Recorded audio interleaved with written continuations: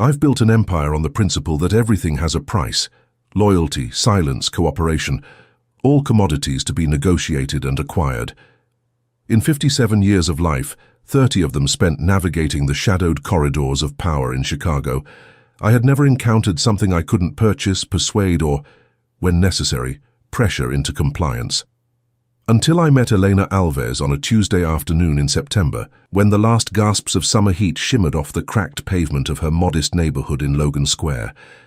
I remember every detail of that first encounter, with the clarity of a photograph burned into film. My driver, Dario, had parked the black Mercedes, deliberately unmarked, nothing ostentatious, across the street from a 3-story brick building whose facade bore the weathered dignity of pre-war construction. The address had been verified twice. 3rd floor, apartment 3B. Elena Alves, translator of rare manuscripts, specializing in medieval Portuguese and obscure Renaissance texts. "Boss, you sure about this?" Dario asked, his thick fingers drumming against the steering wheel. He'd been with me for 15 years, long enough to recognize when I was pursuing something outside our usual operations.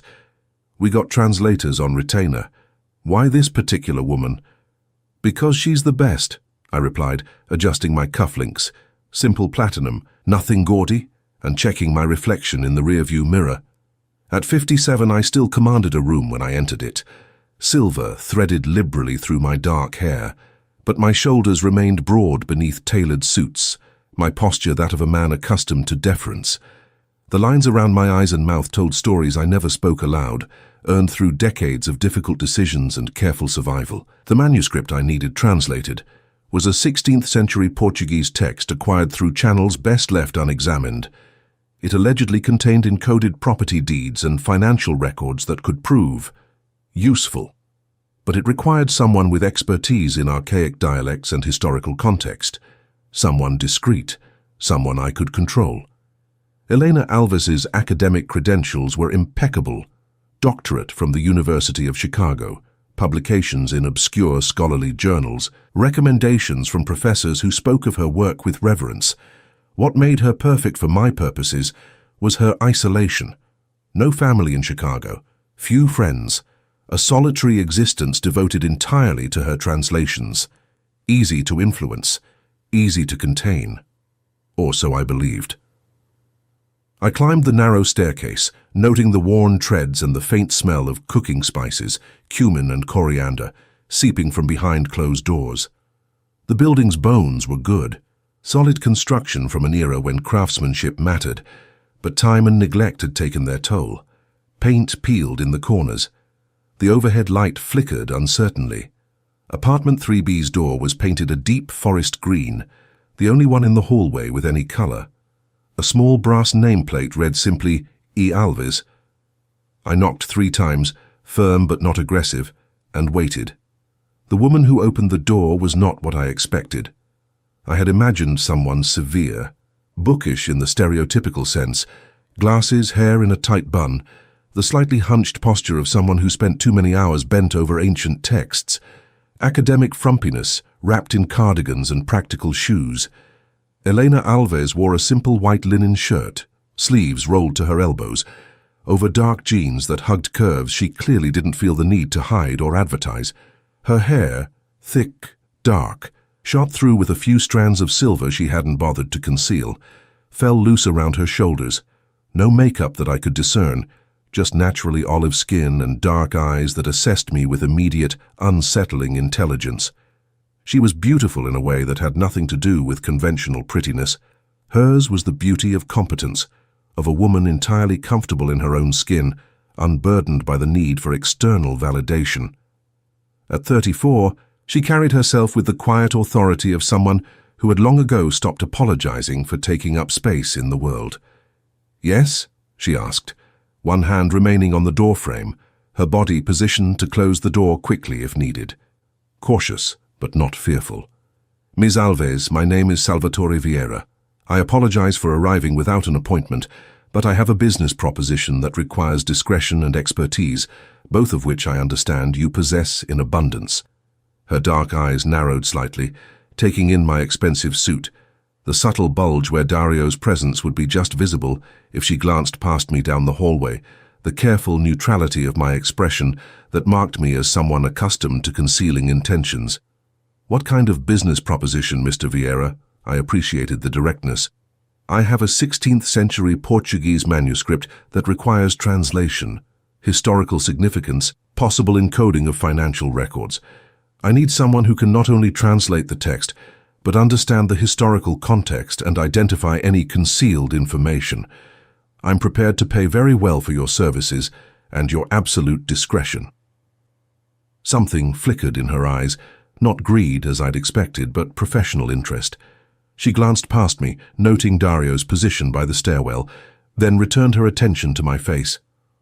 "How well is very well, Mr. Vieira?" I named a figure, 5 times her typical rate for such work, based on my research into her previous projects. Elena's expression didn't change. "That's generous, almost suspiciously generous. What aren't you telling me about this manuscript?" "Its provenance is complicated, but I assure you the work itself is entirely legal. I'm not asking you to do anything criminal, merely to translate a historical document."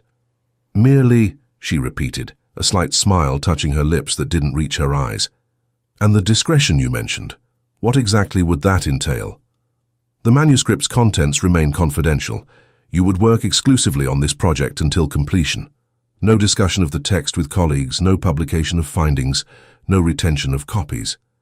Essentially, you want to buy not just my translation services, but my silence and my complete professional isolation for the duration of the project." "Precisely."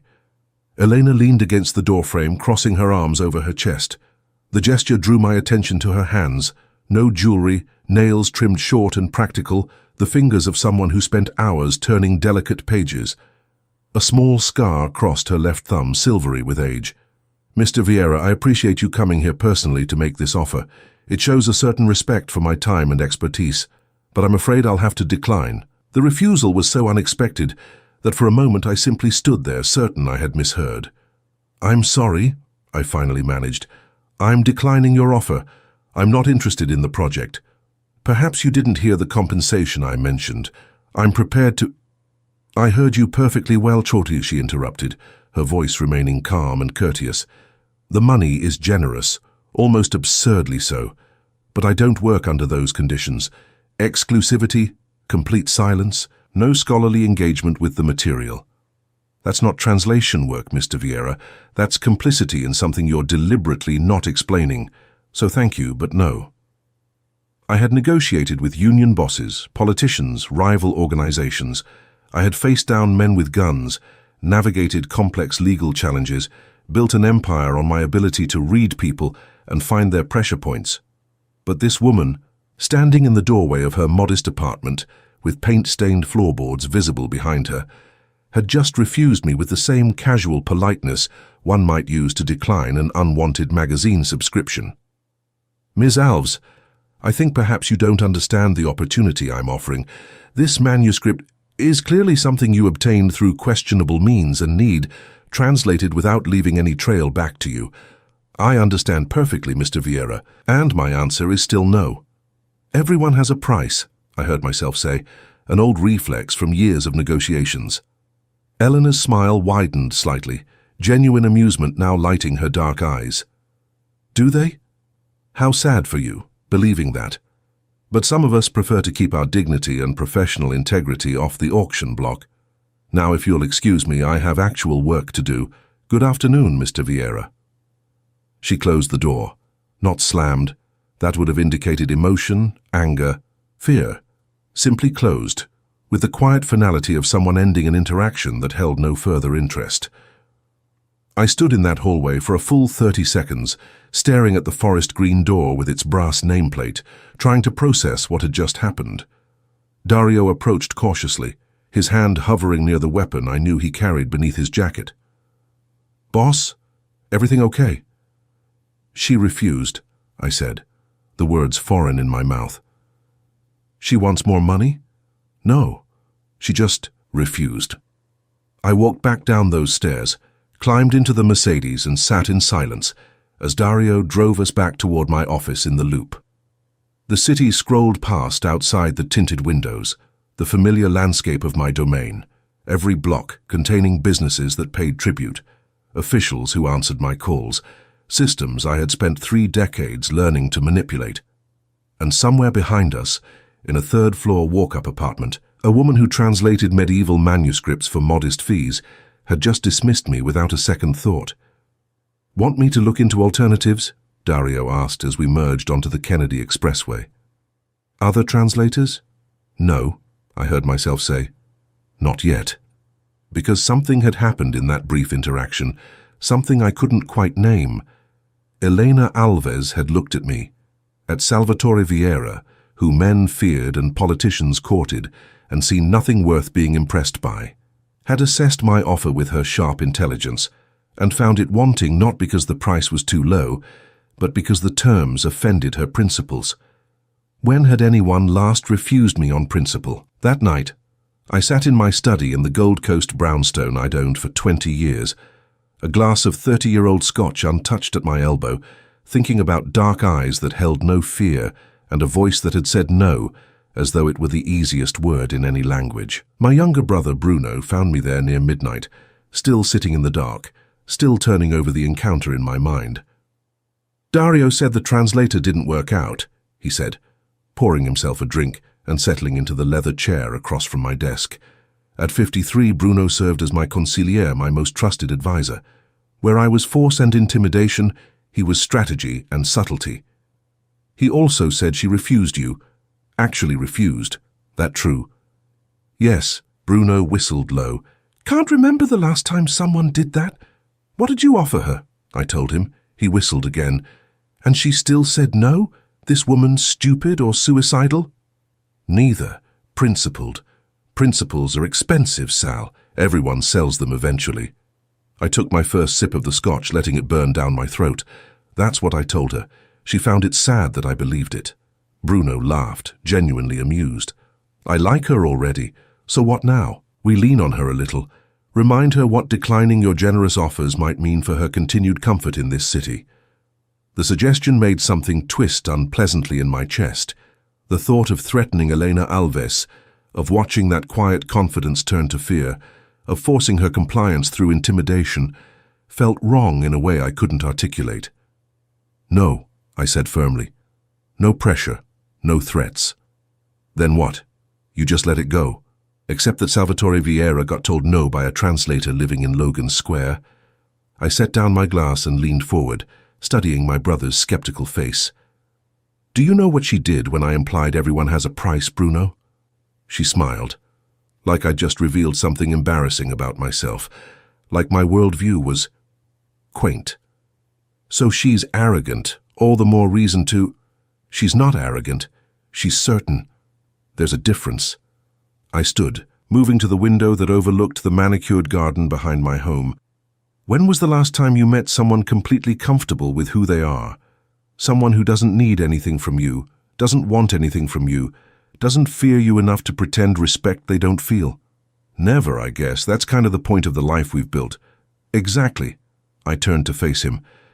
"Everyone in my orbit wants something or fears something. Elena Alves wanted nothing and feared nothing. Do you understand how rare that is? How refreshing?"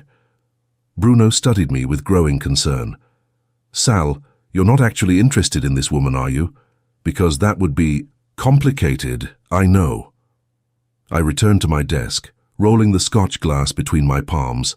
But I can't stop thinking about her, about the way she looked at me like I was just another person trying to sell her something she didn't want. No recognition of my name, no calculation about what knowing me might mean for her future. Just no. And you're attracted to that, to being dismissed. I'm attracted to authenticity, Bruno. I've spent 30 years surrounded by people who tell me what I want to hear, who smile when they're afraid, who agree because disagreeing might be dangerous. Elena Alves told me the truth because that's who she is. She didn't care enough about my power to modify herself for my convenience. Bruno was quiet for a long moment. "So what are you going to do?" I smiled, feeling something I hadn't felt in decades, genuine uncertainty, the thrill of not knowing how something would unfold. "I'm going to go back." "And offer her more money?" "No. I'm going to ask her what she's working on. I'm going to listen. I'm going to show her that Salvatore Vieira can be interested in someone else's work without immediately trying to exploit it. You think that'll change her mind about the manuscript? I don't care about the manuscript anymore, I admitted, surprising myself with the truth of it. I'll find another translator for that. But Elena Alves, she's a completely different kind of project, one I'm very interested in pursuing. Bruno shook his head, a reluctant smile crossing his face. You're going to get your heart broken, old man. Woman like that, she's not impressed by what we've built. She'll probably refuse you 90 more times. Probably, I agreed, already planning my return to that third-floor walk-up with the forest green door. But I'm a patient man, Bruno, and I haven't been genuinely curious about another person in longer than I can remember. Elena Alves looked at me and saw nothing worth being afraid of. I want to know what she does see, what it would take for her to look at me and see something worth her time. And if she never does? I thought about that, about the very real possibility that Elena Alves would refuse me every single time I asked, would never compromise her principles, would never see me as anything more than an inconvenient interruption to her work. Then I'll have spent my time pursuing something genuine instead of something purchased, I said finally. That alone might be worth it. After Bruno left, I sat alone in my study until dawn, watching the sky lighten over Chicago, thinking about a woman who had refused me without a second thought, and somehow in that refusal had become the most interesting person I'd encountered in 30 years. I had built an empire on the principle that everything has a price. Elena Alves had just taught me, in the space of a 5-minute conversation, that perhaps the things worth having are precisely those that cannot be bought. On Wednesday morning, I had Dario drive me to a small Italian bakery I knew in Little Italy, where they made sfogliatelle the way my grandmother used to make them, crisp and flaky with ricotta filling sweetened just enough. I bought a dozen, still warm from the oven, and had them packaged in their simple white box tied with string. Then I had Dario drive me back to Logan Square, to that 3-story brick building with its weathered dignity, and I climbed those stairs again, carrying pastries and something that felt dangerously close to hope. This time when Elena opened the door, she was wearing reading glasses pushed up into her hair, a coffee cup in one hand, and an expression of genuine surprise. Mr. Vieira. I brought breakfast, I said, offering the white box. A peace offering. I was rude yesterday, arriving unannounced and assuming you'd be interested in my offer simply because the money was good. I apologize. She took the box automatically, her surprise deepening. You're apologizing. My mother raised me better than I showed yesterday. May I start over? Eleanor studied me for a long moment, her dark eyes searching my face for deception or manipulation. Whatever she saw there must have satisfied her, because she stepped back from the doorway. 5 minutes, Mr. Vieira.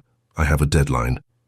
I stepped into Elena Alves's world, and everything began to change. Elena's apartment was exactly what I should have expected, and nothing like what I'd imagined. The space was small, perhaps 600 square feet of living area, but every inch had been claimed with purposeful intention. Books lined every wall from floor to ceiling, organized by what I would later learn was language and era rather than author or subject. Portuguese texts occupied the wall nearest the window, their spines faded with age and handling. Latin manuscripts claimed the space above her narrow galley kitchen. Medieval French and Italian shared the wall opposite her desk. But it was her workspace that captured my attention completely. An antique wooden table, solid oak scarred with decades of use, dominated the main room, positioned to catch the northern light that poured through 3 tall windows. On its surface lay an organized chaos that spoke of deep concentration. A manuscript spread open beneath a glass weight, pages covered in her careful handwriting, reference books stacked within arm's reach, colored pencils for marking different types of annotations. The walls above her desk were covered with photographs, not of family or friends, but of illuminated manuscripts, architectural details from medieval churches, close-ups of calligraphy in scripts I couldn't identify. A corkboard held index cards covered in her handwriting, what looked like vocabulary lists and grammatical notes. "You can sit there," Elena said, gesturing to a worn armchair near the window as she moved to her small kitchen. Coffee, I was about to make a fresh pot. Please. I settled into the chair, noting how it faced her workspace, positioned for someone who wanted to observe her at work. A reading lamp arched over one arm, a stack of novels, contemporary fiction this time, not academic texts, sat on the side table. The sfogliatelle are from Nonna's, I said as she measured coffee grounds with the precision I was already recognizing as characteristic. My grandmother was Sicilian. She made them every Sunday morning. These are the closest I've found to hers. Elena glanced at the white box she'd set on her small counter. That's a very specific peace offering. I wanted to bring something that mattered, not just something expensive. She paused in her coffee preparation, looking at me directly. Why? Why what? Why do you care about making peace with someone who refused your business offer? Men like you, she hesitated, choosing her words carefully. Men with your kind of resources and influence don't usually accept no as a final answer. They find leverage. They apply pressure. They don't show up with pastries and apologies. I appreciated her directness, the way she didn't pretend ignorance about who I was. You're right. Usually I don't. But you're not a business proposition anymore. Ms. Alves, you're someone who made me think about things I haven't considered in a very long time. What things?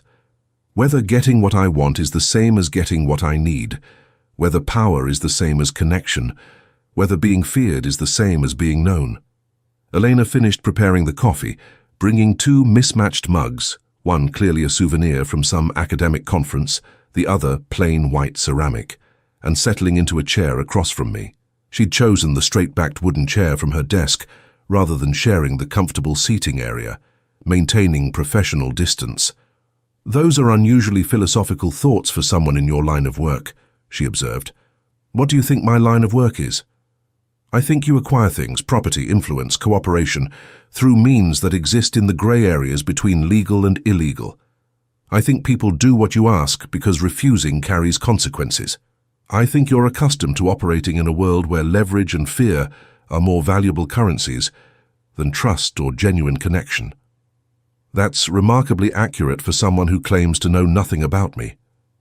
I didn't claim ignorance, Mr. Vieira. I claimed lack of interest in participating in your world. There's a difference. She sipped her coffee, watching me over the rim of her mug. Why are you really here? Because you said no, and that's so unusual it warranted a second visit? It's so unusual it made me curious about the kind of person who could say it, the kind of person who looked at a substantial sum of money and saw only the strings attached, who valued her integrity more than financial security. Elena smiled slightly, a genuine expression that softened her features. Financial security is a myth, Mr. Vieira. I learned that young. My parents died when I was 19. Car accident, sudden and stupid and wasteful. They'd spent their lives being secure, good jobs, retirement savings, health insurance, all of it meaningless in the face of a drunk driver running a red light. I learned then that the only thing you really own is who you are when no one's watching. Everything else can be taken away in an instant. I'm sorry about your parents. It was 15 years ago. I've made peace with it.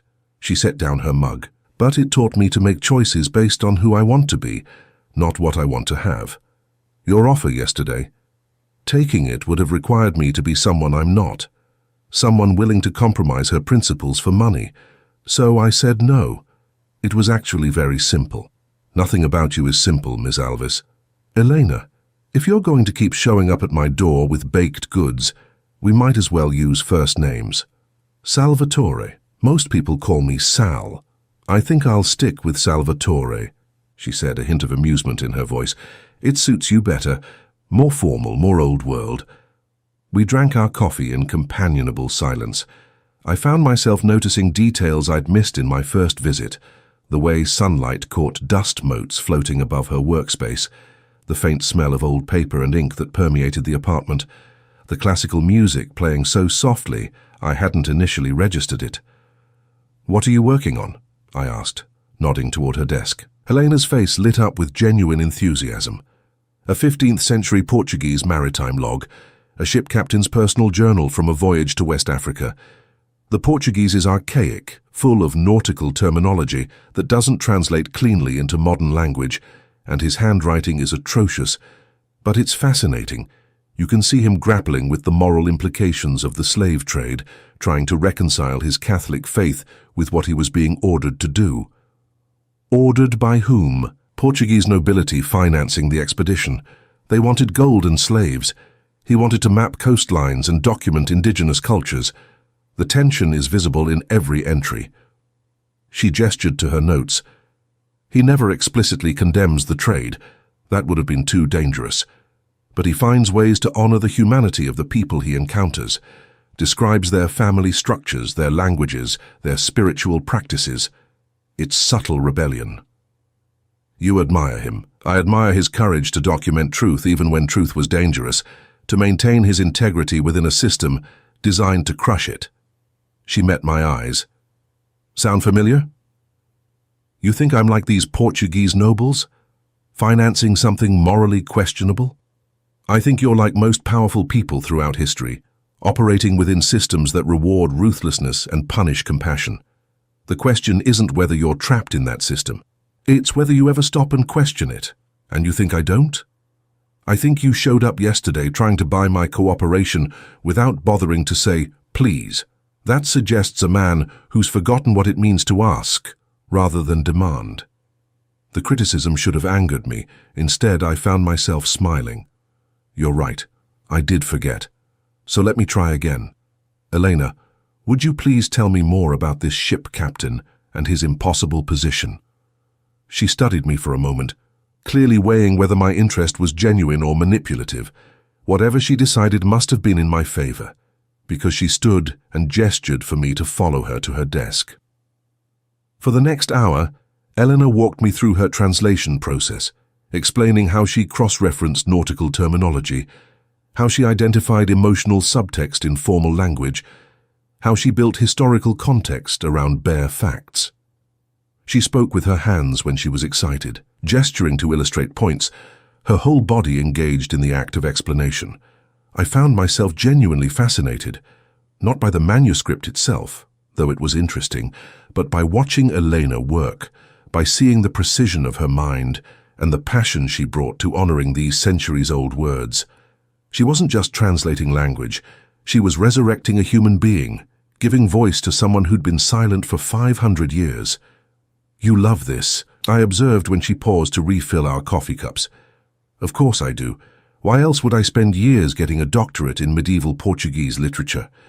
Why else would I live in this tiny apartment translating obscure manuscripts for modest fees when I could be teaching at a university for a steady salary?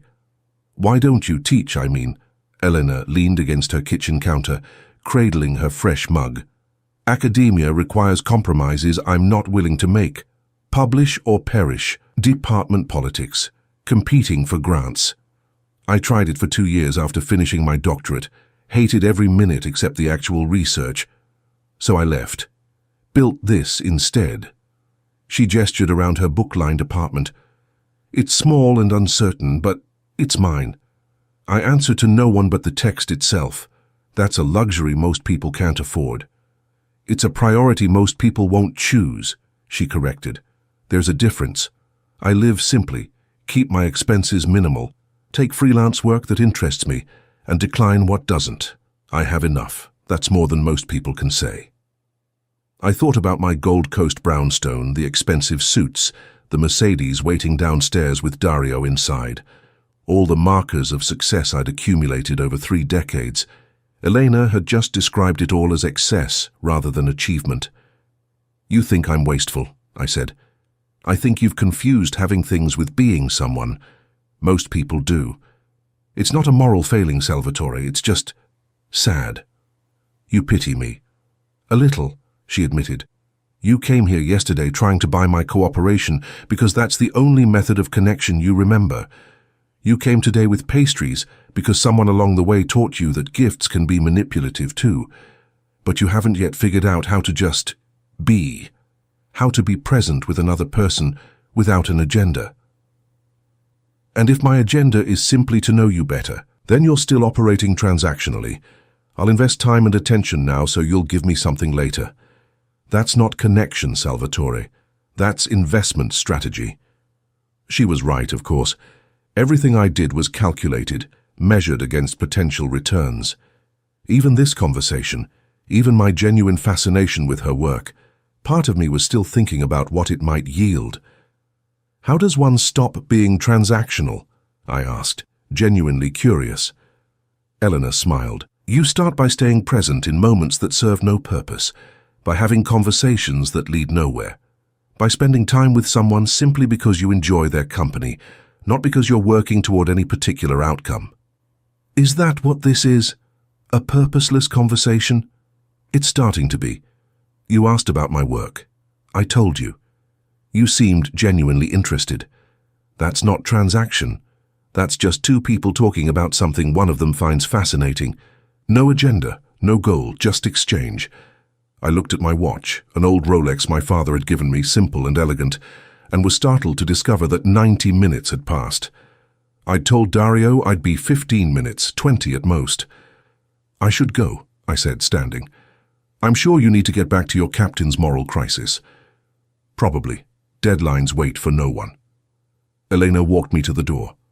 Thank you for the sfogliatelle, Salvatore, and for asking about my work. Thank you for sharing it, for teaching me the difference between demanding and asking. I was halfway down the stairs when her voice stopped me. Salvatore? I turned to see her leaning over the railing, her dark hair falling forward over her shoulder. If you come back, and I suspect you will, bring questions, not gifts. Your attention is more valuable than your money. I drove back to my office with those words echoing in my mind, with the taste of good coffee and better conversation still on my tongue, with the unfamiliar sensation of having spent time doing absolutely nothing productive and feeling somehow enriched by it. Bruno found me that afternoon staring out my office window, neglecting the stack of documents that required my attention. How'd it go? He asked. She said my attention is more valuable than my money. Huh. That's either very wise or completely crazy. Both, I think. I turned from the window to face him. I'm going back Friday, same time. Why Friday? Because that gives me 5 days to think of good questions, to learn how to be present without agenda, to practice being someone worth her time. Bruno shook his head, but he was smiling. You've got it bad, old man. I've got it differently, am I corrected? For the first time in 30 years, I'm pursuing something I can't calculate or control. It's terrifying. And I can't wait to see what happens next. That Friday, I returned to Elena's apartment at 7 in the evening, when I knew the light would be fading and she'd be finishing her day's work. I brought nothing but myself and a question I'd spent all week considering. She answered the door in soft clothes, cotton pants and an oversized sweater, her hair damp from a recent shower, reading glasses still perched on her nose. Salvatore, right on time. You were expecting me? You're a man of patterns. I suspected you'd choose Friday evening. End of the work week, symbolic fresh start. Come in. Her apartment smelled of jasmine tea and the slightly musty scent of old books. She'd been working. Her desk showed evidence of intense concentration, papers spread in organized chaos. I have a question, I said as she poured us both tea from a ceramic pot. Just one. You had 5 days. One important one. When you look at me, what do you see? Elena considered this, settling into her chair with the same thoughtful precision she brought to her translations. I see a man who's forgotten how to want things he can't take. Someone who's built so many walls around himself that he's not sure anymore what he's protecting or from whom. I see loneliness disguised as power. The accuracy of her assessment stole my breath. That's harsh. You asked for honesty. I'm constitutionally incapable of anything else. What would it take for you to see something different? For you to become someone different? Not in grand gestures or dramatic changes, just in small, consistent choices to be present, to be honest, to want connection more than control. She sipped her tea. Why do you ask? Because I want to be someone you'd choose to spend time with. Not someone you tolerate or pity, but someone whose company you genuinely value. Then stop trying so hard. Stop calculating. Stop thinking about what you should say or do to impress me. Just be here. Talk to me about things that matter to you, not things you think I want to hear. So I did. I told her about my father, who'd built his small empire through violence and died young from its consequences, About my mother, who'd taught me that power was survival and love was weakness. About the 30 years I'd spent building something larger than my father's legacy, while slowly losing touch with everything that made life worth living. Elena listened without judgment, without advice, just present in that moment of honesty. And when I finished, she told me about her own ghosts, the parents she'd lost, the academic career she'd abandoned, the loneliness of choosing integrity over belonging. We talked until midnight, until the tea grew cold, and the city sounds outside her window shifted from evening bustle to night quiet. We talked about nothing that served any purpose, achieved any goal, moved toward any objective. We just talked. Two people, present in a moment that led nowhere except to the next moment. And when I finally left, walking down those familiar stairs to where Dario waited patiently in the Mercedes, I felt something I hadn't felt in decades, the simple satisfaction of being known by another person, not feared, not obeyed, just known. "Same time next Friday?" Elena asked as I paused at her door. "If you'll have me." "Bring your questions, Salvatore. I'll bring the tea." It became our pattern. Every Friday at 7 I climbed those stairs to apartment 3B, and Elena opened her forest green door to let me into her world. We never made plans beyond the next Friday, never discussed where this was leading or what it meant. We just showed up, week after week, two people learning how to be present with each other. And slowly, week by week, I felt the walls I'd spent 30 years building begin to crack. By the 10th Friday, I had learned that Elena took her coffee black in the morning, but with honey in the afternoon, that she worked best in the hours just after dawn, when the city was quiet and her mind was fresh, that she spoke 4 languages fluently and could read 6 more, each one a window into a different way of seeing the world. I had learned that she was allergic to roses, but loved carnations for their spicy scent, that she'd never traveled outside the United States, despite dedicating her life to studying European manuscripts, that she dreamed in Portuguese sometimes, her sleeping mind so saturated with the language that it became her unconscious default. These small intimacies accumulated like interest, compounding into something I couldn't name, but felt growing with each passing week. Bruno noticed the change in me. So did Dario, though he was too professional to comment. I found myself distracted during business meetings, my mind wandering to Elena's book-lined apartment, wondering what manuscript she was translating, what historical figure she was resurrecting through her careful attention to centuries-old words. "You're different," Bruno observed one Tuesday afternoon, catching me staring out my office window instead of reviewing the quarterly reports he'd prepared. "Softer somehow, less sharp." Is that criticism? Observation. The question is whether it's dangerous. A soft man in our business doesn't survive long. I turned from the window to face him. "I'm 57 years old, Bruno. I've survived 3 decades in a world designed to kill or corrupt everyone who enters it. Maybe softness isn't weakness.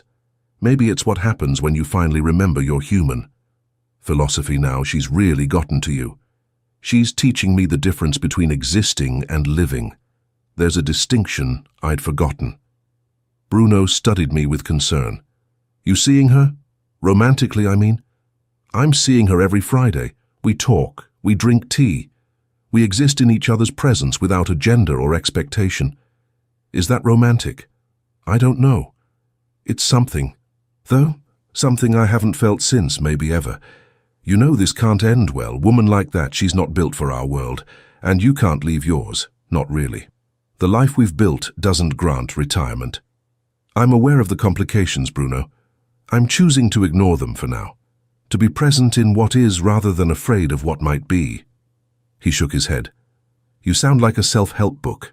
It's unsettling." But he was right about the complications. Our worlds were fundamentally incompatible. Elena lived in deliberate simplicity, her integrity non-negotiable. I operated in moral grey areas, my wealth built on enterprises that existed in the shadows. Every Friday when I climbed those stairs to her apartment, I left behind the man people feared and tried to become someone she might respect. The division was becoming unsustainable. On the 15th Friday, I'd begun counting them like milestones. I arrived to find Elena visibly upset. She opened the door with red-rimmed eyes. her usual composure fractured. "What happened?" I asked immediately, stepping inside and closing the door behind me.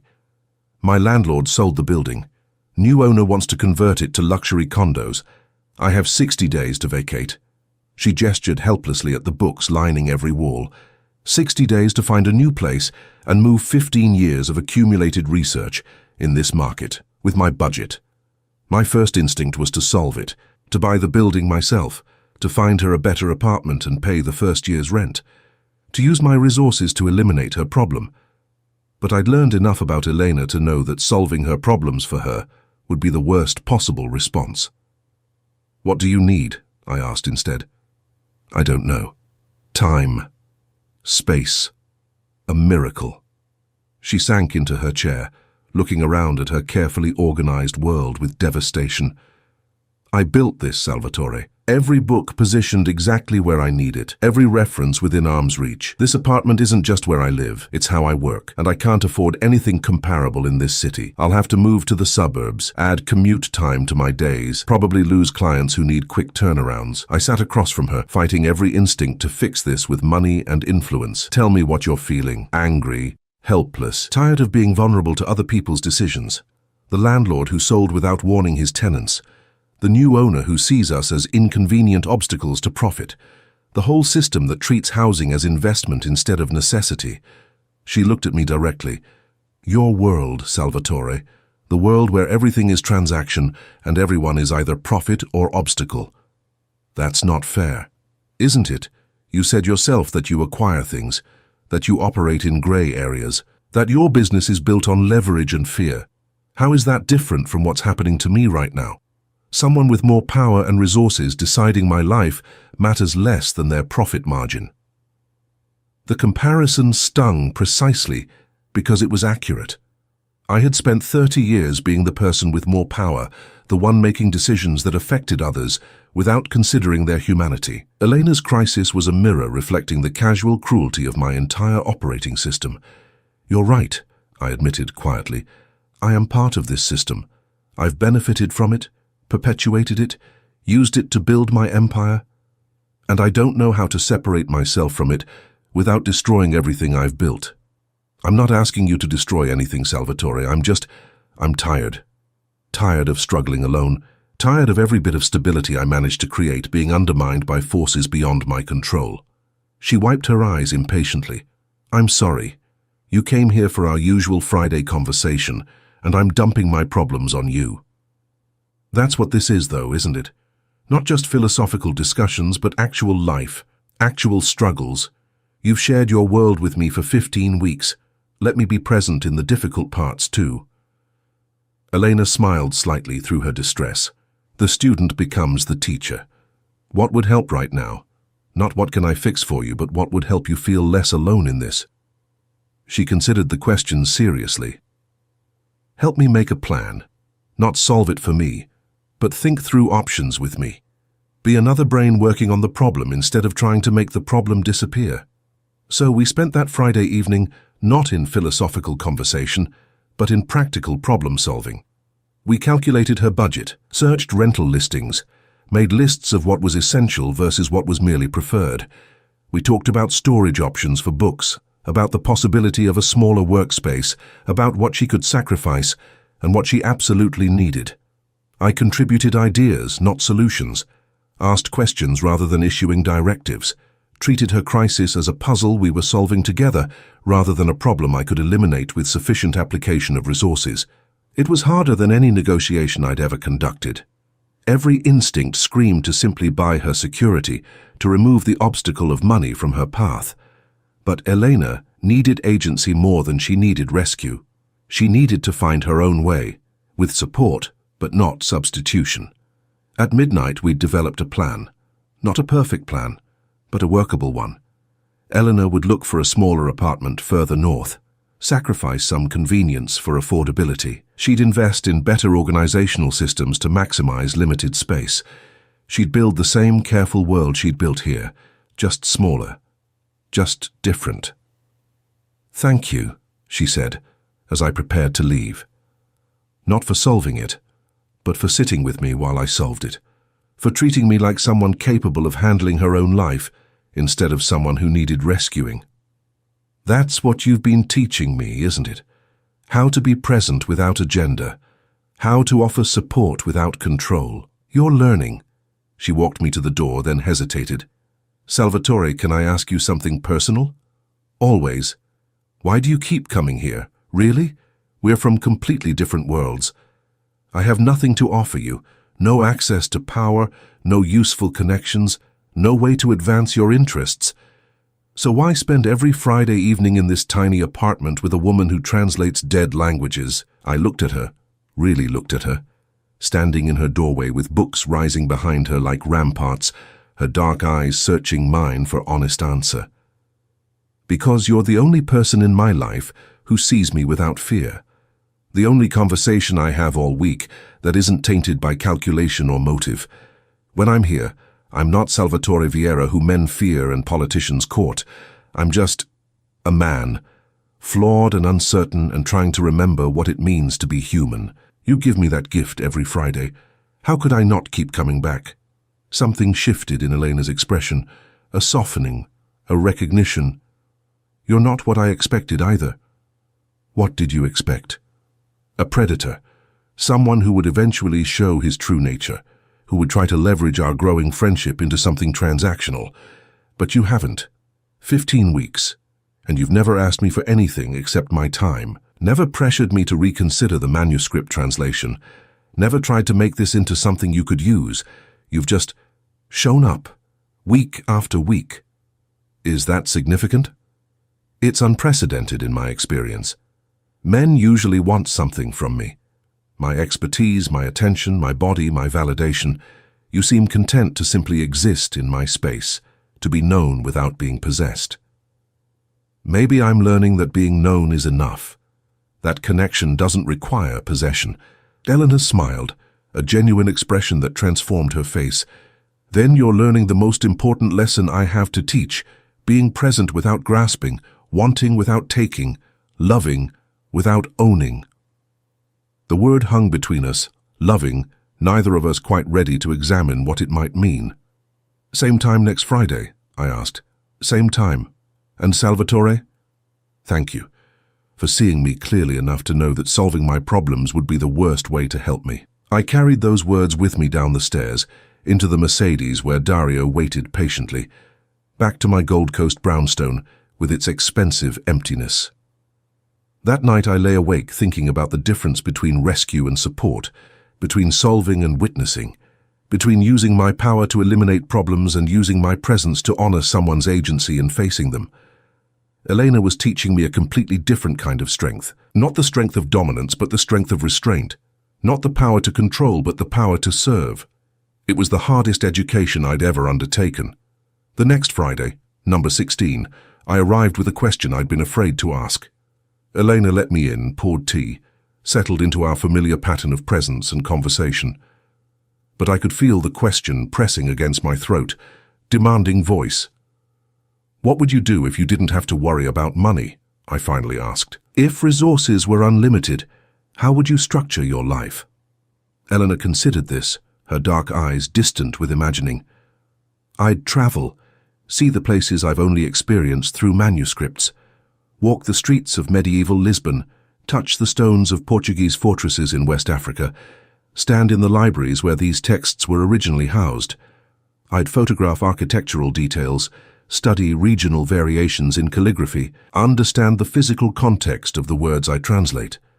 What else? I'd teach, not in traditional academia with its politics and compromises, but informally. I'd mentor young translators, share what I've learned about honoring historical voices. I'd create space for people who love this work to learn it properly. She smiled. And I'd have a cat. I've always wanted a cat, but my landlord doesn't allow pets. That's all? Travel, teaching, and a cat? What else is there? A bigger apartment would be nice, I suppose. Better lighting for my workspace. But fundamentally, my life is already what I want it to be. I just want more security in maintaining it, more freedom to expand it. I don't need luxury, Salvatore. I need stability. The simplicity of her desires made my chest ache. In her position, Most people would have wanted wealth, status, the markers of success I'd spent 30 years accumulating. Elena wanted security to be herself, freedom to share what she knew, and a cat. If I could give you those things, you can't, she interrupted gently, because accepting them from you would change our dynamic, would make me someone who takes from you instead of someone who exists alongside you, would introduce obligation where now there's only choice. Do you understand the difference? I did, though it frustrated me. I had the resources to give Elena everything she wanted, the travel, the teaching space, the security, the cat. But giving them would transform our Friday evenings from genuine connection to transactional relationship, would make her someone indebted to me rather than someone who chose my company freely. How do people who care about each other navigate this? I asked. The practical reality that resources are unequal, that one person has the capacity to make the other's life easier? How do you offer help without creating obligation? Carefully, respectfully, with constant attention to agency and choice. Elena set down her tea. But Salvatore, we're not at that place yet. We're still learning each other, still figuring out what this is. Introducing material support now would corrupt something that's still very fragile. What is this? I asked. The question I'd been avoiding for 16 weeks finally spoken aloud. What are we doing here every Friday? Eleanor was quiet for a long moment, her fingers tracing the rim of her mug. I think we're learning how to want each other without consuming each other, how to be present without possessing, how to care without controlling. She met my eyes. I think you're teaching me that powerful men can choose gentleness, and I'm teaching you that some things worth having can't be taken. And if I want more than Friday evenings, more than philosophical conversations and careful distance, then you'll need to be patient, because trust like what you're asking for takes time to build, especially when the power imbalance between us is so significant. She paused. And because I'm not sure yet whether you want me or simply want something you can't have. The first time someone told you no and you've been fascinated by it ever since. But fascination isn't the same as love, Salvatore. It's just another form of appetite. Her words hit like physical blows. You think I'm here because you refused me? That this is just extended pursuit of something denied? I think it's part of your motivation. Maybe not all of it, but part.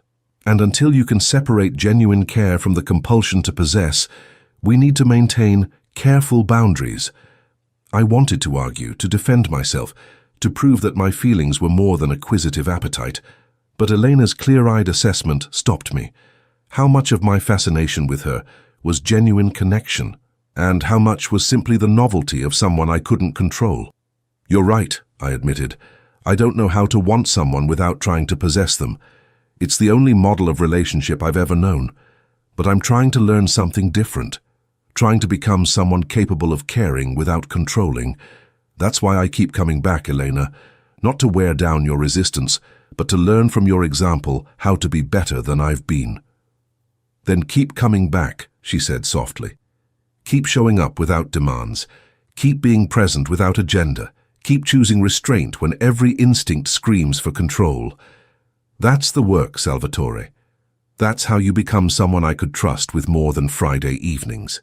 I left that night with more questions than answers, but also with a clear understanding of what was required. Elena wasn't playing hard to get. She was setting boundaries that honored both of us, protecting something fragile and important from the corrupting influence of power and possession.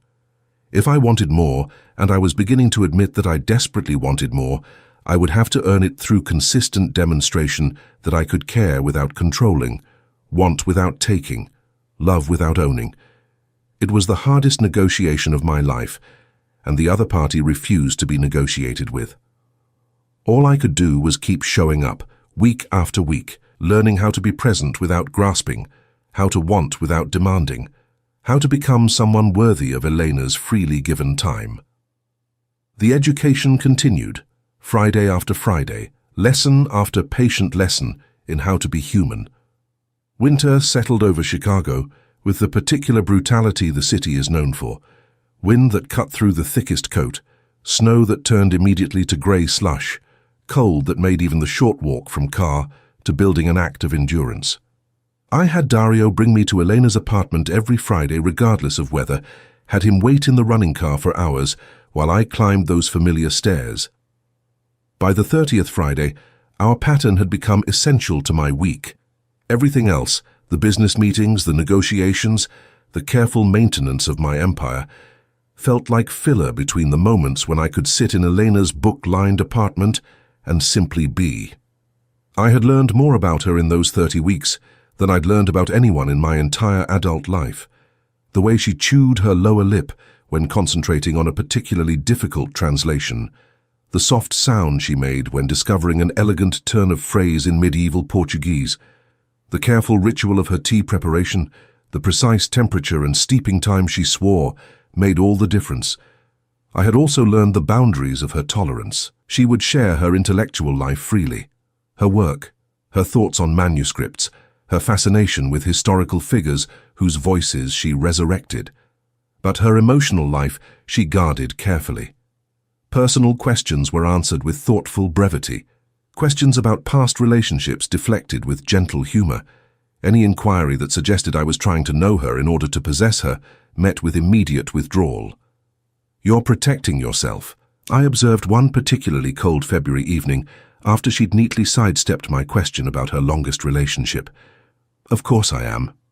Wouldn't you in my position?" "What position is that?" Elena set down her tea, meeting my eyes directly. "A woman of modest means spending every Friday evening with one of the most powerful men in Chicago. A man accustomed to getting what he wants through whatever means necessary.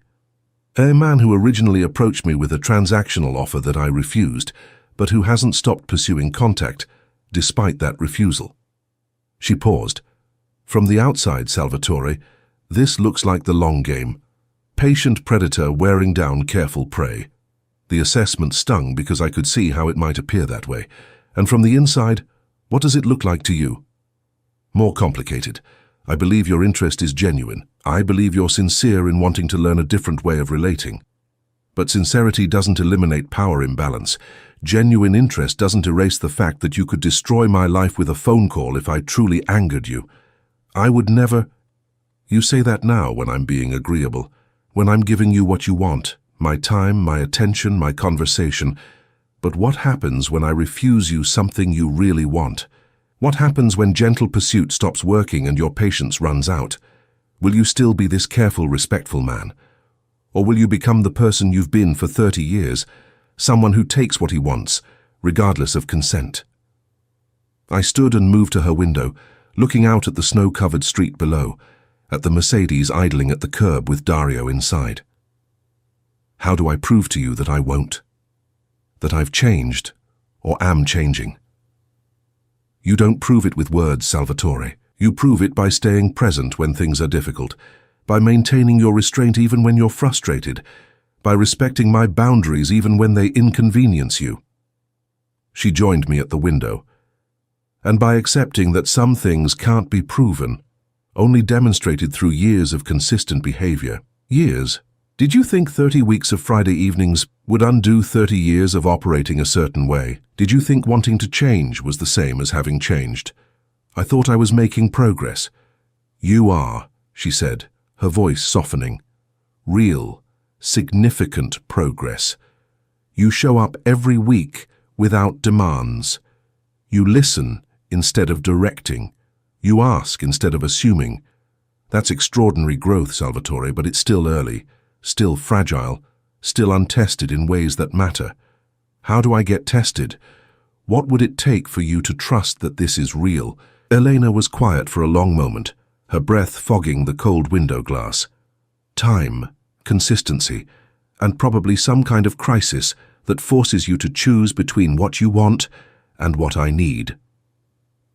I had no way of knowing that the crisis would arrive the very next week. Tuesday afternoon, Bruno entered my office with an expression I'd learned to recognize over decades, controlled concern masking significant problem.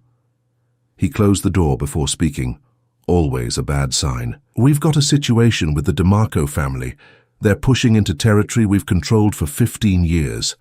Aggressive moves, deliberate provocation. They're trying to force a response." I leaned back in my chair, immediately shifting into the mode I'd perfected over 3 decades. What kind of response are they expecting? Violence. They want us to escalate so they have justification for all-out war. They think we've gone soft, that you've lost your edge. Bruno's eyes narrowed. They're not entirely wrong. You've been distracted, unfocused. People have noticed. My business hasn't suffered. Not yet. But perception is reality in our world. If people think you've gone soft, they'll test you. And if you don't respond with appropriate force. He didn't need to finish. We both knew what happened to weak leaders in our world. What are my options? Limited. We can't let this stand. DeMarco is using a woman as his front, claims she runs a legitimate import business, but she's laundering money and moving product, operating out of a warehouse in Logan Square. My attention sharpened. Logan Square? Yeah, why? What's the address? Bruno consulted his notes. 2847 North Kedzie. Why does that matter? My stomach dropped. That was 3 blocks from Elena's apartment. 3 blocks from the neighborhood I'd been visiting every Friday for 30 weeks.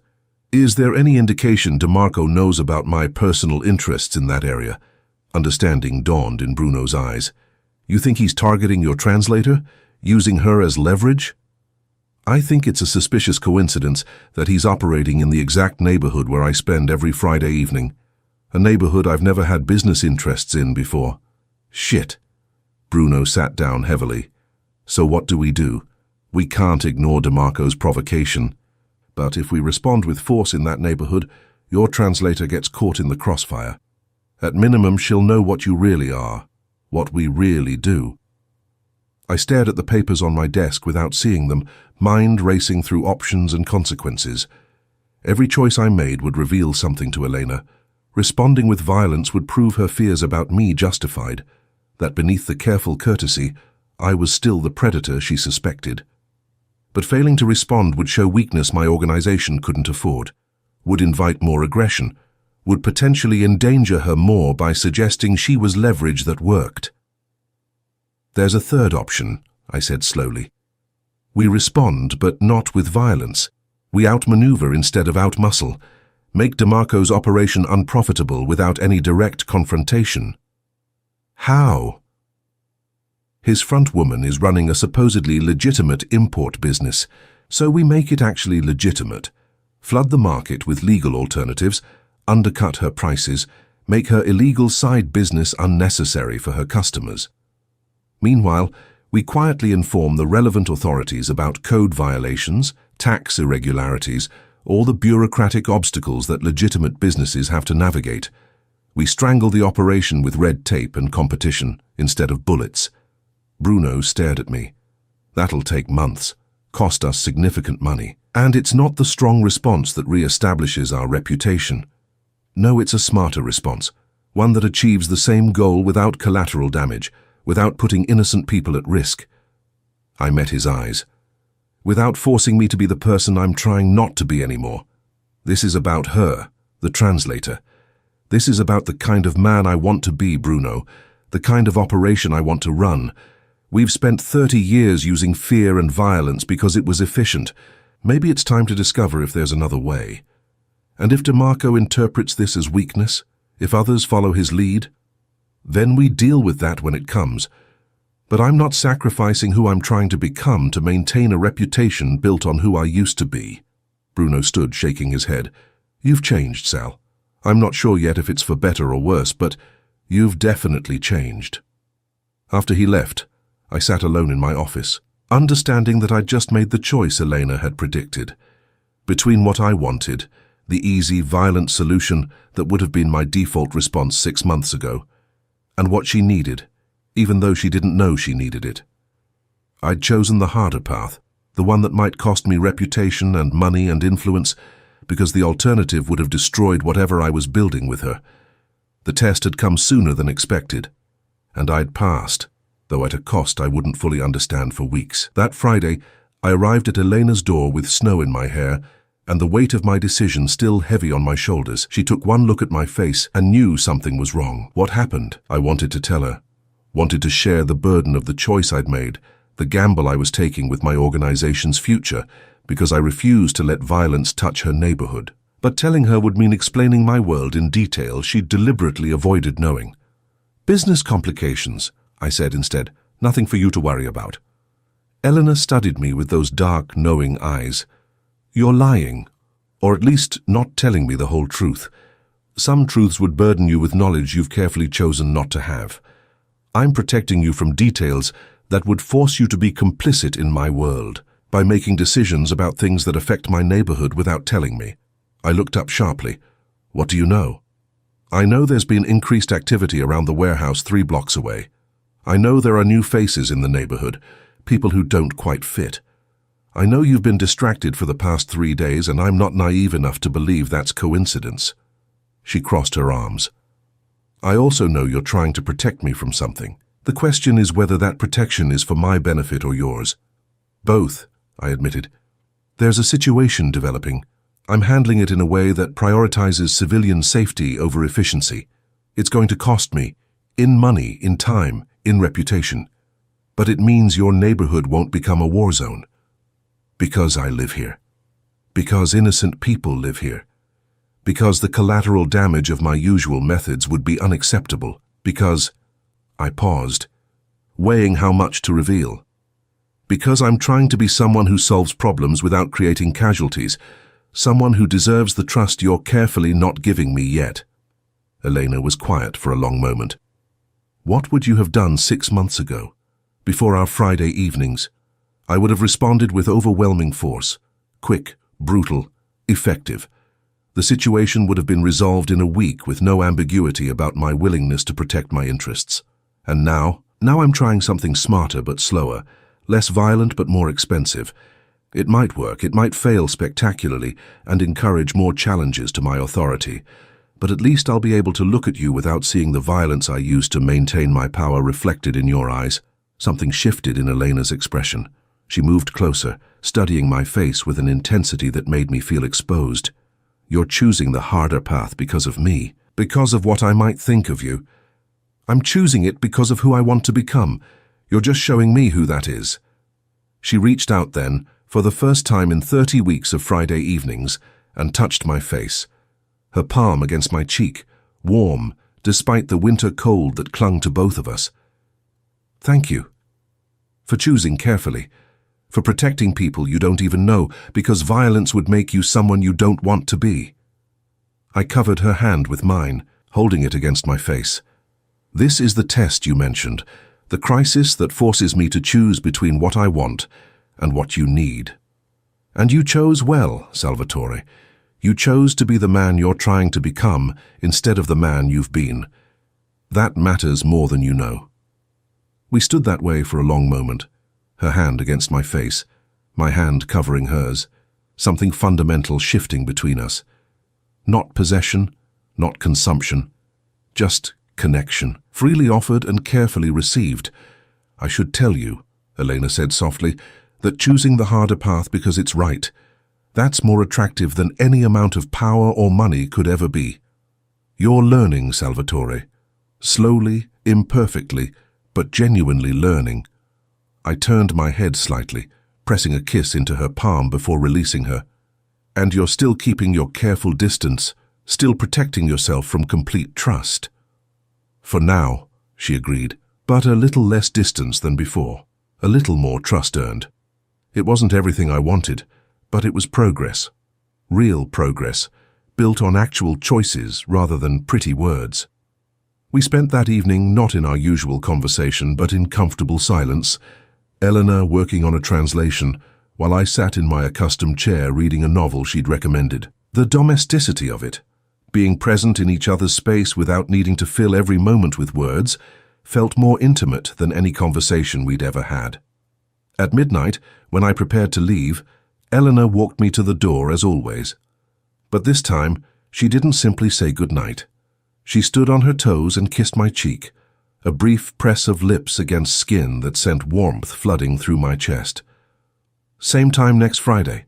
she asked. "Same time," I confirmed, my hand coming to rest briefly at her waist. "Always." The DeMarco situation took 3 months to fully resolve, exactly as Bruno had predicted. It cost us significant money and some reputation among those who valued quick, violent responses. But it also demonstrated that my organization could achieve goals through intelligence and strategy rather than fear and force. More importantly, it kept Elena's neighborhood safe, kept her world untouched by the darker aspects of mine, kept me from being the person she'd feared I would become when tested. Through those 3 months, I showed up every Friday at 7, and every Friday Elena's trust grew incrementally. She shared more of her emotional life, asked more personal questions, allowed more physical closeness. Her hand in mine during conversation, my arm around her shoulders when she was tired, small intimacies that suggested walls lowering brick by careful brick. "You passed," she said one Friday in May, when Chicago had finally remembered that seasons other than winter existed. "The test I mentioned, you passed." What was the passing grade?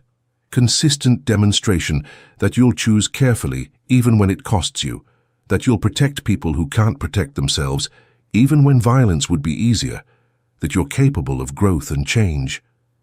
She smiled. "You've been showing me that for months now, Salvatore. At some point, I need to start believing the evidence." "And do you? Believe it?" "I'm getting there. Slowly, carefully, but genuinely getting there." It wasn't a declaration of love. It wasn't even a promise of future intimacy, but it was acknowledgement that the work I'd been doing, the person I'd been trying to become, was visible to her, was real enough to earn incremental trust. For now, that was enough. By the 50th Friday, I had memorized the rhythm of Elena's breathing when she slept. She'd fallen asleep on her sofa one evening in late June, exhausted from a particularly demanding translation project, and rather than wake her, I'd simply sat in my accustomed chair and watched her chest rise and fall with the steady cadence of deep rest. Dario had texted twice asking if I was ready to leave. I'd ignored both messages, unwilling to disturb the trust implicit in Elena's unconscious vulnerability, that she felt safe enough in my presence to surrender to sleep, to be unguarded and defenseless while I kept watch. When she woke near midnight, blinking in confusion at the late hour, I was still there, reading by the small lamp, present but not intrusive, waiting without demand. "You stayed," she said, her voice rough with sleep. "I stayed. You were exhausted. I wasn't going to wake you just to observe social convention." She sat up, pushing her dark hair back from her face. "You could have left, locked the door behind you." "I could have, but I wanted to be here when you woke. Wanted you to know that I can be trusted with your vulnerability." Elena looked at me for a long moment, something shifting in her expression. "Come sit with me." I moved from my chair to the sofa, settling beside her. She immediately curled into my side, her head against my shoulder, a casual intimacy we'd never shared before. I wrapped my arm around her, feeling the warm weight of her against me, hardly daring to breathe for fear of breaking the moment. "I'm 50 weeks into this," she said softly. 50 Friday evenings of you showing up without demands, being present without pressure, learning how to want without taking. Do you know how extraordinary that is? It's what you required, what you deserved. It's more than that. Most men would have given up after 5 weeks, decided I was too difficult, too demanding, not worth the investment of time and patience. But you've been here every single Friday, even when you were dealing with the DeMarco situation, even when you were exhausted from managing your business, even when I gave you nothing more than conversation and careful distance. She tilted her head to look up at me. Why? Because being here is the best part of my week, because learning who you are feels more important than anything else I do, because I'm 57 years old, Elena, and I've never wanted to know another person the way I want to know you, not to possess or control or use, but just to understand, to be present with, to care for in whatever way you'll allow. You're in love with me. It wasn't a question, but I answered anyway. Yes, completely irrevocably in love with you. Have been for months, though I've been trying not to burden you with it. That's why you never push, why you accept whatever boundaries I set without arguing. You're afraid that pressing for more would drive me away. Terrified of it, I admitted. I know how fragile this is, how easily I could ruin it by wanting too much too fast. So I've been trying to be patient, to let you set the pace, to prove through consistent action that I can be trusted with more when you're ready to give it. Elena shifted, sitting up to face me fully. And what if I'm never ready? What if 50 weeks becomes 100, becomes 1,000, and I still keep you at this same careful distance? How long would you wait? As long as you needed me to. As long as you kept opening your door on Friday evenings and letting me into your world. I'd wait forever for you, Elena, because these few hours every week where I get to be near you, to exist in your presence, to learn how to be better than I've been, they're worth any amount of patience. That's not healthy, Salvatore. That's not sustainable for either of us. Maybe not. But it's honest. And you've taught me that honesty matters more than strategy. She cupped my face in both hands, her dark eyes searching mine. You beautiful, patient, impossible man. You've spent almost a year learning how to love without possessing. Do you have any idea how rare that is, how precious? Are you saying, I'm saying I trust you? Finally, completely trust you. I've tested you in every way I could think of. I've maintained boundaries that would have broken most men's patience. I've given you every opportunity to show your true nature, to reveal the predator underneath the courtesy. And you haven't. You've just kept being present, kept being careful, kept choosing restraint when you could have chosen pressure. My heart was pounding so hard I was certain she could feel it. What does that mean, Elena? It means I'm ready for more, not everything, not all at once, but more. It means you've earned the right to closer proximity, to greater intimacy, to being someone I choose to build a life with instead of someone I carefully keep at Friday evening distance.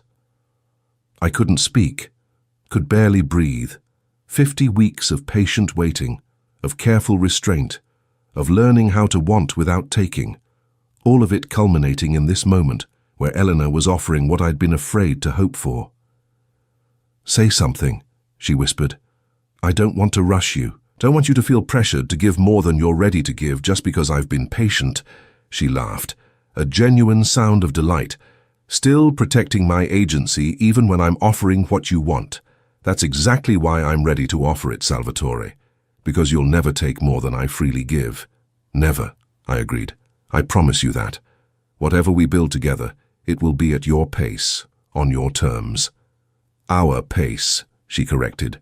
Our terms. This isn't you accommodating me anymore. It's both of us building something together. She leaned forward, her forehead resting against mine. I love you too. I've been fighting it for months because loving someone with your power, your history, your potential for damage felt like terrible judgment. But you've proven that power can be wielded carefully, that history doesn't determine future, that potential for damage can be transformed into potential for protection. I closed my eyes, letting her words sink in. Eleanor loved me. This extraordinary woman who'd refused me without hesitation, who'd taught me how to be human again, who'd required 50 weeks of patient demonstration before trusting me with her heart. She loved me. Can I kiss you? I asked, knowing that even now, especially now, I needed explicit consent. Yes, she breathed. Please, yes. I kissed her with 50 weeks of restrained desire behind it, with all the careful patience I'd learned, transformed into reverent attention. Her mouth opened beneath mine, her hands sliding into my hair, her body pressing close with an urgency that matched my own. But even in passion, I maintained awareness of consent, of boundaries, of her agency to stop at any point. When we finally broke apart, both breathing hard, Elena smiled against my lips. Take me to dinner. I pulled back slightly, confused by the non sequitur. What? Take me to dinner. Tomorrow night. An actual date instead of Friday evening conversations in my apartment. I want to see what it's like to be courted by Salvatore Vieira in the actual world instead of this careful bubble we've created. Are you sure? Going public with our connection means my world starts to touch yours more directly. People will know you're important to me. That could bring complications.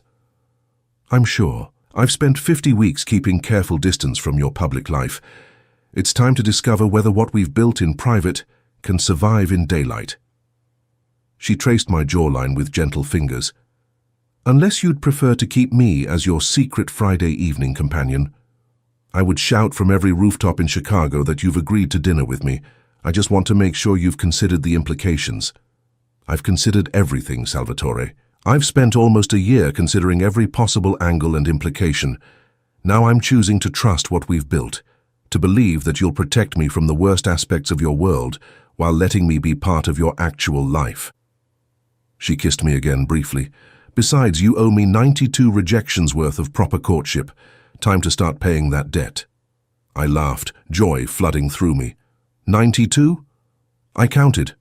Every Friday you came here, every time I maintained boundaries that kept this from becoming romantic, every week you accepted my terms without argument. 92 times I essentially refused to be courted. Now I'm ready. So, court me properly, Salvatore Vieira. Show me what you've been holding back all this time. The next night I picked Elena up in the Mercedes, not to hide our connection but to show her the full reality of my life, including the security that was now permanent fixture. Dario opened the door for her with careful respect, having been thoroughly briefed on how valuable this woman was to me. Elena wore a simple black dress that somehow managed to be more elegant than the designer gowns I was accustomed to seeing at expensive restaurants. Her hair fell loose around her shoulders, and she'd applied minimal makeup that enhanced rather than concealed her natural beauty. "You're stunning," I said, as she settled into the leather seat beside me. "You're biased. But thank you." I took her to a small Italian restaurant in River North, family-owned, impeccable food, and nothing ostentatious about its elegance. The kind of place where quality mattered more than flash, where the pasta was handmade and the owner's grandmother's recipes were treated as sacred texts. The owner, Giuseppe, greeted me warmly but with clear curiosity about my companion.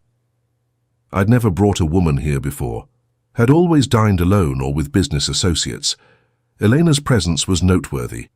"Giuseppe, this is Elena Alves. Elena, Giuseppe Moretti. His family has been making the best pasta in Chicago for 3 generations. 2 generations, Giuseppe corrected with a smile. My son refuses to learn, says he's going to be a lawyer instead. He shook Elena's hand warmly. Any woman who can convince Salvatore to smile like that is welcome in my establishment. Your usual table? He seated us in a quiet corner, brought wine I hadn't ordered but knew I'd want, left menus but suggested we let him choose our courses. It was the kind of service that came from decades of relationship, from being more than just customer and owner. He likes you, Elena observed after Giuseppe retreated to the kitchen. I helped his family once, when developers were trying to force them out of this location. Reminded certain people that this restaurant was untouchable. I smiled slightly. One of the few times I've used my influence for something entirely good. You do that more than you admit. The hospital wing you donated, the scholarship fund, the protection you extend to businesses in your territory that treat their workers fairly. I looked at her in surprise. You researched me. Of course I did. You researched me before our first meeting. Seemed only fair to understand who I was spending my Friday evenings with. She sipped her wine. You're more complex than your reputation suggests, Salvatore. Capable of great violence, certainly, but also capable of great generosity. You exist in grey areas, morally speaking. Does that bother you? It complicates you, makes you harder to categorize as simply good or simply bad. I've decided I prefer complicated truth to simple fiction. She reached across the table, taking my hand. I'm not naive about who you are, about what you've done and continue to do, but I also see who you're trying to become. Both things can be true simultaneously. I don't deserve you, maybe not, but you've earned the chance to try. That's all anyone can ask for. We talked through multiple courses, the conversation flowing as easily as it did in her apartment, but with the added pleasure of being seen together in public, of not hiding our growing connection. I found myself relaxing into a version of public presence I'd never accessed before, not the feared business leader or the powerful crime boss, but simply a man having dinner with a woman he loved. Other diners noticed, of course. Salvatore Vieira dining intimately with an unknown woman was noteworthy enough that I saw phones being discreetly aimed our direction, saw whispered speculation at nearby tables. By tomorrow, word would have spread through my entire network that I had someone important in my life. The implications of that would be complicated, would make Elena a potential target for anyone wanting to hurt me. would require increased security measures, careful management of her exposure. But she'd chosen this, understanding the risks, trusting me to protect her while respecting her autonomy.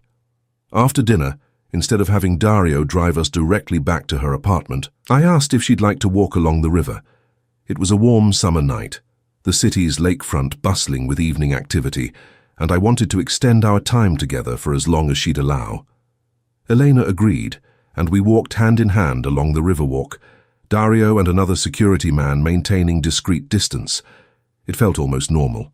Just two people enjoying the evening air, watching boats drift past on the dark water, stealing kisses when the mood struck. "This is what I wanted," Eleanor said, leaning against the railing to watch the city lights reflect in the river. "To know you in the actual world, not just in the careful space we created. To see whether the man who shows up on Friday evenings is the same man who exists in his regular life. And you're more guarded out here, more aware of watching eyes, more conscious of your reputation and image, but fundamentally the same." She turned to face me. "The man who listens when I talk, who asks before assuming, who treats me like someone valuable rather than something owned. He exists here too." "I'm trying to be that man always, not just for you." "I know. I can see it in how you treated Giuseppe, how you interact with Dario, how you move through the world with slightly less sharp edges than you used to. You're changing, Salvatore. Slowly, imperfectly, but genuinely changing." I pulled her close, wrapping my arms around her waist. "Because of you, because you showed me what I was missing, what I'd traded away in building my empire. I was the catalyst, maybe, but you're doing the work. That's what matters." We stayed there for a long time, wrapped in each other's arms, watching the city we both loved from different perspectives. Elena's Chicago was books and translation and careful scholarship. Mine was power and influence and carefully managed fear. But in this moment, standing on the riverwalk with the woman I loved in my arms, our Chicagos overlapped. When I finally drove her home, I walked her to her door as I'd done 92 times before, but this time, when she invited me in, it wasn't for tea and conversation. "Stay," she said simply. "Not for anything more than I'm ready to give, but stay. Sleep beside me. Let me wake up tomorrow knowing you're still here." I stayed. We lay in her narrow bed, fully clothed, wrapped in each other's arms. I listened to her breathing slow and deepen as she fell asleep against my chest, felt the trust implicit in her vulnerability, understood the gift she was giving me, not her body, not yet, but her presence through the night, her willingness to be unguarded while I kept watch. I barely slept, unwilling to miss a moment of having her close, of breathing in the scent of her shampoo, of feeling her heartbeat steady against mine. This was what I'd been waiting for through 92 patient Fridays, not possession or consumption, but simple presence, freely offered and carefully received. When dawn light filtered through her curtains, Elena stirred, blinking awake to find me watching her. "You're still here," she murmured. "I'll always be here when you want me. For as long as you want me." She smiled, sleepy and content. "Then I think you're going to be here a very long time, Salvatore Vieira." It was the most beautiful promise I'd ever received. The 93rd Friday arrived 2 years after the first. 2 years of patient waiting, of careful restraint, of learning how to love without possessing. 2 years of watching Elena's trust grow brick by brick until the walls between us had transformed from barriers into bridges. In those 2 years, our lives had intertwined in ways I'd never imagined possible. Elena had moved to a larger apartment, one she'd found and chosen herself, though I'd quietly ensured the building was secure and well-maintained through channels she didn't need to know about. Her books still lined every wall, her workspace still commanded the best light, but now there was space for me too. A comfortable chair that had become mine, a drawer in her dresser for the clothes I kept there, a second key that hung on my keyring alongside the ones that opened my various properties. I hadn't moved in, precisely, but I spent more nights in her bed than in my own, my body curled protectively around hers, our breathing synchronized in sleep. Dario had long since stopped questioning the hours I kept, had become accustomed to driving me to Logan Square more often than to my Gold Coast brownstone. My business had evolved too. The DeMarco situation had taught me that intelligence could be more effective than intimidation. That strategy could achieve what violence had accomplished, but at lower cost, both moral and practical. I still operated in grey areas, still wielded power that came from fear and influence, but I'd found ways to be more surgical, more careful, more mindful of collateral damage. Bruno attributed the changes to Elena's influence, and he wasn't wrong. Knowing her, loving her, being accountable to someone whose respect I desperately wanted to maintain, it had reformed my decision-making in fundamental ways. I still did things she wouldn't approve of, but I did fewer of them, and with greater consideration for consequences beyond my immediate interests. "You're domesticated," Bruno observed one Thursday afternoon, catching me checking my watch for the third time in an hour. "Can't even focus on business meetings anymore because you're thinking about tomorrow night. Friday evenings are important to me." "Friday evenings are your entire life now. You realize that, right?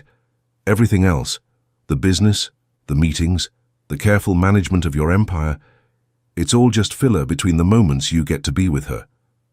Is that criticism? Observation? You're happier than I've ever seen you. Also more vulnerable. Anyone who wants to hurt you now knows exactly where to apply pressure. The concern was valid. In 2 years, Elena had become my most significant weakness, the leverage point that could compromise every defense I'd built. I'd increased security around her, without her full knowledge, had people watching her building, had resources allocated to ensuring her safety that she'd probably find invasive if she knew about them. "She's worth the vulnerability," I said. "I hope so, because if anything happens to her, it'll destroy you." I knew he was right, knew that loving Elena had fundamentally altered my risk calculation, had introduced an element of uncertainty into my carefully controlled life that I couldn't eliminate or manage. But the alternative, living without her, returning to the hollow existence I'd maintained before those first Tuesday afternoon, was unthinkable. That Friday evening, I arrived at her apartment at 7, as always, but this time I brought something I'd been planning for months, a small velvet box that weighed almost nothing, but represented everything. Eleanor opened the door in casual clothes, soft pants and an oversized sweater, her hair pulled back in a messy knot, reading glasses perched on her nose. She'd been working, I could tell by the ink smudges on her fingers and the intense focus that still lingered in her expression. "Salvatore," she said, smiling in welcome. "You're early. I'm exactly on time, 7 o'clock. My watch must be slow then." She stood on her toes to kiss me, a greeting ritual we'd developed, her lips soft and familiar against mine. "Come in. I just finished a particularly tricky passage. Want to hear about it?" "Always, but first I have something for you." I followed her inside, noting the small changes since my last visit 2 days ago. Fresh flowers in the vase on her desk. Carnations. She still loved carnations. A new stack of books from the antiquarian shop she frequented. The subtle rearrangement of furniture that suggested she'd been restless, thinking while she worked. Eleanor settled into her accustomed chair, looking at me with curious attention. "What is it?" I sat across from her, the velvet box heavy in my pocket. My heart was pounding with a nervousness I hadn't felt since adolescence, since before I'd learned to control my emotional responses through force of will. 2 years ago, I began, you opened your door to a man who was trying to buy your cooperation, who thought everything had a price and everyone could be purchased or pressured into compliance. You saw through that immediately, refused me without hesitation, taught me that some things, some people exist outside the transactional logic I'd spent my entire adult life mastering. Elena's expression softened. "You've told me this story before." "I know. But I need you to understand what it meant. What you've meant. Before you I was powerful but empty, feared but not known. I'd built an empire at the cost of my humanity, and I didn't even realize what I'd lost until you showed me what life could be when someone sees you clearly and chooses you anyway. Salvatore, let me finish, please." I took a deep breath. "You've spent 2 years teaching me how to love without possessing, how to want without taking, how to be present without agenda. You've required patience I didn't know I was capable of. You've set boundaries that forced me to become better than I've been. You've given me the gift of being known, truly known, by another person. I pulled the velvet box from my pocket, but didn't open it yet. Just held it, this small container of my hopes and fears. I know I'm not what anyone would choose for you. I'm too old, too morally compromised, too entangled in a world you've deliberately avoided. I know that loving me brings complications and dangers you never asked for. I know I can never be the simple, safe choice. You're not simple or safe, Elena agreed quietly. You're also brave and thoughtful and capable of extraordinary growth. You're a man who shows up every single week for 2 years because you promised you would, who chooses restraint when pressure would be easier, who protects people who can't protect themselves even when it costs you. You're complicated and difficult, and absolutely worth the complications. I opened the box. Inside was a simple platinum band. No ostentatious diamond, no flashy display of wealth, just elegant metal that would sit comfortably on her hand without interfering with her work, without announcing ownership or possession. Elena Alves, will you marry me? Will you choose to build a life with me, on your terms, at your pace? Will you let me spend whatever years I have left, learning how to be worthy of the trust you've given me? She stared at the ring, then at me, her dark eyes shining with tears. You beautiful, patient, impossible man. Do you know how many marriage proposals I've refused in my life? I don't, actually. 5. 5 different men who thought that because they wanted me, I should want them back, who offered marriage like it was a promotion I should be grateful to receive, who never asked what I wanted, only assumed my answer. She reached out, taking the box from my hands. You're the first person who's ever asked like it was a real question, like my answer might actually be no, and that would be acceptable. Your answer might be no, that would be devastating, but acceptable. I'll wait longer if you need me to. I'll keep showing up on Friday evenings for another 2 years, another 10 years, however long it takes for you to be sure. Salvatore, shut up. I fell silent, watching as Elena lifted the ring from its velvet nest. She studied it carefully, the way she studied manuscripts, looking for meaning in every detail. It's simple, she observed, like you prefer. Nothing ostentatious. Nothing that would interfere with your work. Practical. Thoughtful, I hope. She slipped it onto her finger. It fit perfectly because I'd carefully measured her size months ago, planning this moment with the same attention to detail I brought to everything involving her. The platinum caught the afternoon light streaming through her windows, elegant against her olive skin. Yes, she said simply. I wasn't sure I'd heard correctly. Yes? Yes, I'll marry you. Yes, I'll build a life with you. Yes, I choose you, complications and all, because you're the only man who's ever seen loving me as a privilege to earn rather than a right to claim. She smiled through tears. Also because you do the dishes without being asked, and you've read every book I've ever recommended, and you remember that I like honey in my afternoon tea. I crossed the distance between us in 2 strides, pulling her into my arms, kissing her with 2 years of patient wanting finally allowed to express itself fully. She kissed me back with equal intensity, her hands fisting in my shirt, her body pressed close against mine. I love you, I murmured against her lips. I love you so much it terrifies me. I love you too, even though you're bossy and overprotective and impossibly stubborn. Those are features, not bugs. She laughed, the sound bright with joy. That's exactly what I'm agreeing to marry, a man who thinks his worst qualities are actually strengths. We sank onto her sofa together, Elena curled against my side, both of us staring at the ring on her finger like it might disappear if we looked away.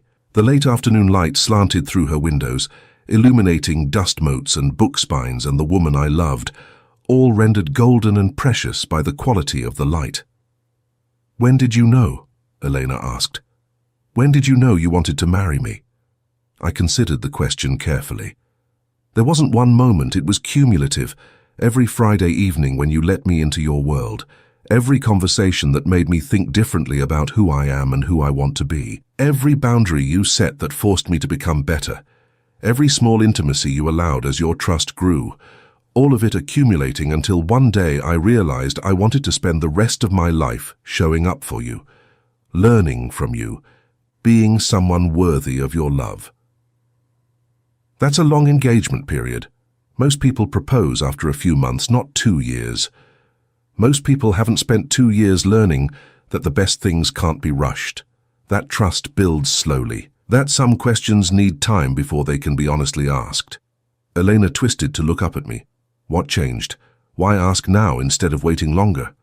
Because I finally believe I deserve you, not because I've become perfect. I'm still morally complicated, still operating in gray areas, but because I've proven to myself that I can be the man you need me to be, that I can choose carefully when it matters, that I can love without consuming. I traced her jawline gently. I've spent 2 years being tested by life and by you, and I've passed enough tests to earn the right to ask. What if you fail future tests? What if you make mistakes? Then we'll work through them together, because that's what marriage is, not finding someone perfect, but finding someone whose imperfections you're willing to accept while they work on becoming better. You've already accepted mine. Now I get to spend our lives working on deserving that acceptance. She was quiet for a long moment, her fingers playing with the ring. My work will always be important to me. I won't give up my translations, my research, my identity, to become just someone's wife. I would never ask you to. Your work is part of who you are. I'm marrying all of you, not just the parts that are convenient for me. I'll need space sometimes, solitude, hours where I'm focused on manuscripts and not available for conversation or connection. I know. I've spent 2 years watching you work. I understand the depth of concentration your translations require. I won't move to your Gold Coast brownstone, won't play hostess to your business associates, won't become ornamental decoration for your public life. I wouldn't want you to. We can live wherever you're comfortable. We can keep our relationship as private as you need it to be. You say that now, but marriage changes things, introduces expectations from other people about how we should be, how we should present ourselves. I took her face in my hands, making sure she could see the sincerity in my eyes. Elena, I've spent 2 years learning that your terms are non-negotiable. That loving you means accepting every boundary you set. That has not changed and will not change because of a ring. We'll build our marriage exactly the way we've built our relationship. With you setting the pace, with me following your lead, with both of us choosing each other freely every single day. You're giving me all the power. I'm giving you all the respect you deserve. There's a difference. She kissed me then, deeply, thoroughly, with a passion that suggested our engagement had shifted something fundamental. When we broke apart, both breathing hard, she smiled against my lips. I should cook you dinner, celebrate properly.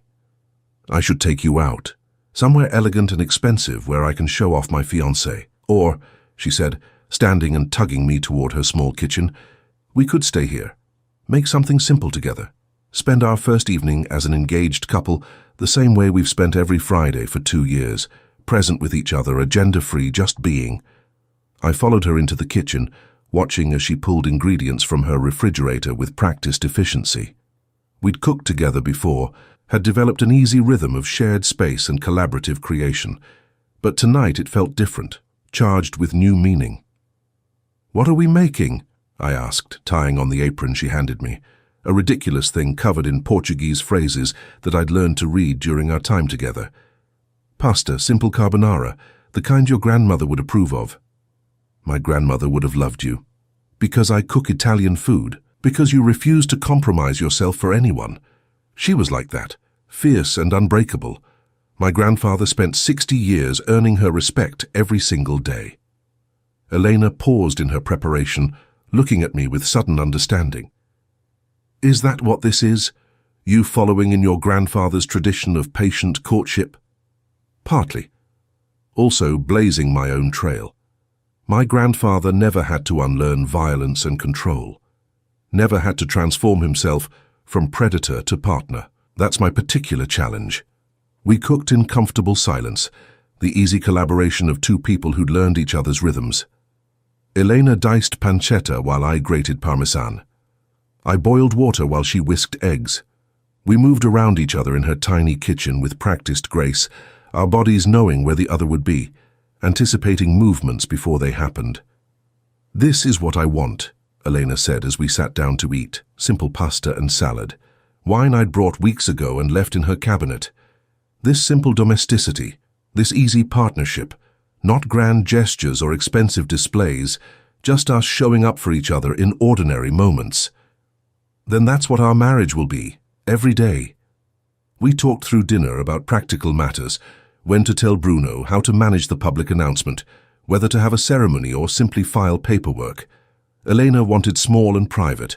I wanted whatever made her happy. We negotiated with the same careful respect that had characterized our entire relationship, each of us yielding to the other's priorities, neither of us demanding or controlling. After dinner, we washed dishes together, another ritual we'd developed, her washing while I dried.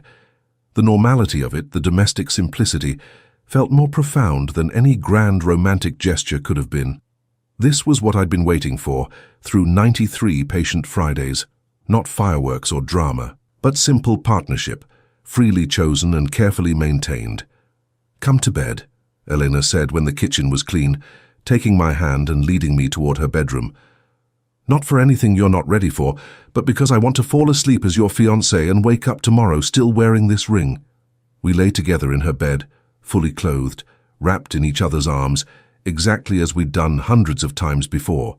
But now, with the weight of commitment between us, the knowledge that this was no longer temporary or uncertain, but a conscious choice to build something permanent. "I never thought I'd do this," Elena murmured against my chest. "Never thought I'd meet someone worth compromising my solitude for. Worth the complications of commitment. Worth it? So worth it. Because you compromise too. You meet me where I am instead of demanding I come to where you are. That's the difference between possession and partnership." I kissed the top of her head, breathing in the familiar scent of her shampoo. 2 years ago, I would have said that 93 rejections, even spread over 2 years, would have broken my patience, would have proven the futility of pursuit. And now? Now I understand that those 93 times weren't rejections. They were invitations to grow, to become someone worthy of the 93rd Friday, when you finally opened the door all the way and invited me fully into your life. Elena lifted her head to look at me, her dark eyes soft in the dim light.